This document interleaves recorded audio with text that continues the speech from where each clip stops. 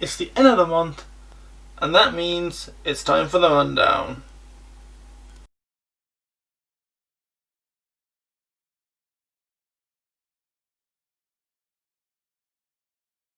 Hey everyone, welcome to the rundown for August 2020. Now before I get into it, please like and share this video to give it a boost. In this month's rundown, we have the Lebanese government steps down, Kildare, Offaly and Laois go into lockdown, and the Failte Ireland chairman resigns. So, let's get into it. First off, the Lebanese government steps down.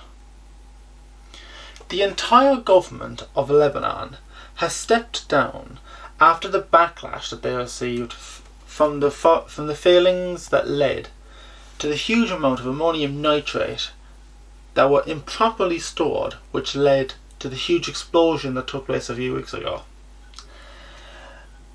Now, to be honest though, this is really simple for me because I'm not surprised. I'm not surprised by the entire government stepping down. The reason was the government was on the verge of collapse anyway. And so this scandal, this explosion was a political disaster as well as a humanitarian one. So it was obvious that the government, which was on the verge of collapse anyway, would collapse from this. So next up, Kildare, Offaly and Laois go into lockdown. Now, due to the increase in COVID cases in Kildare, Laois and Offaly, those counties have gone into lockdown. One of the biggest causes of this increase in cases has been many clusters growing in the meat plants, which were not dealt with by the government in a speedy manner. Now, they weren't the only counties that had clusters pop up again. Dublin also had a big increase in cases as well,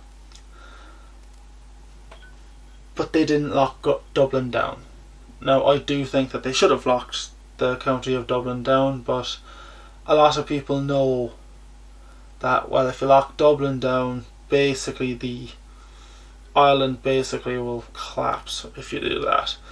It kind of looks a bit hypocritical that they'll shut down Kildare, they'll shut down Laois, they'll shut down Offaly when these clusters pop up there, but when these clusters pop up in Dublin, they won't shut Dublin down.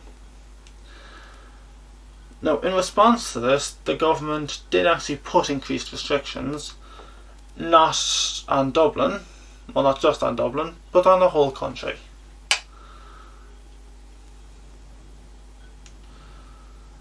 Which kind of shows how Dublin-centric they are and how they don't really see the counties outside of Dublin. Which has kind of been a big flaw in a lot of governments in recent years in Ireland.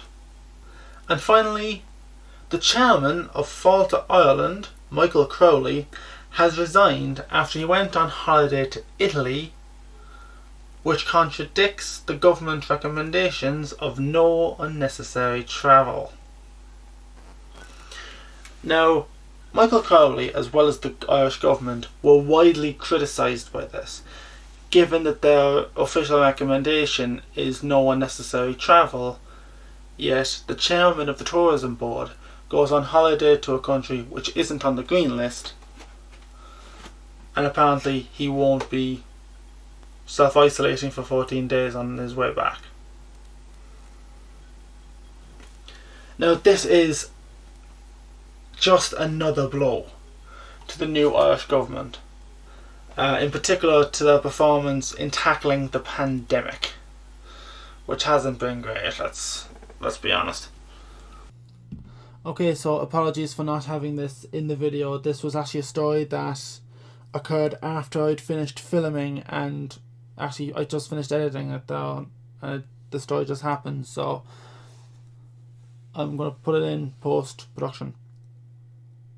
From RTE News, Calleary and Buttimer resign over attending Clifton event.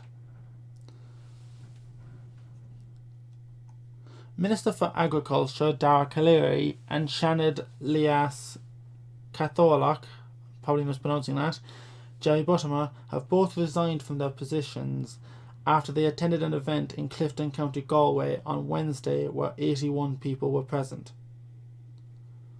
Now, I have to put in a little bit of context there. They haven't resigned from the government, they've just resigned from their positions in government. So Dara Calleary is still in government, he's just not Minister for Agriculture anymore. They were both guests at an Oireachtas Golf Society event, which was held in a hotel. Taoiseach Micheál Martin has accepted Mr Calleary's resignation from Cabinet. Now, this was quite surprising because they only just recently put in restrictions where you can't have more than 6 people in an indoor event, and yet they had 81. Like, a lot of people are angry, and there is quite a bit of outrage over this because it's a do as I say, not as I do style thing, and I can actually understand why now, because it's getting a bit ridiculous at this point. Right. Now, I do think that these two won't be sacked from government. They'll stay in government, which is wrong. And I also think that every other minister and government representative who was at this event should resign. Now, they have both apologised over attending the event, but the apologies almost seem as if they weren't really apologising that they did it. Is that they were almost apologising because they got caught, and that's not right. Like, these are the people who we look for to set an example for us,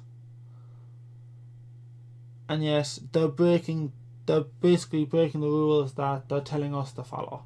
How the hell is anyone supposed to follow these guys? So what do you think of these stories? Share your thoughts with me in the comment section down below. I'd love to hear them.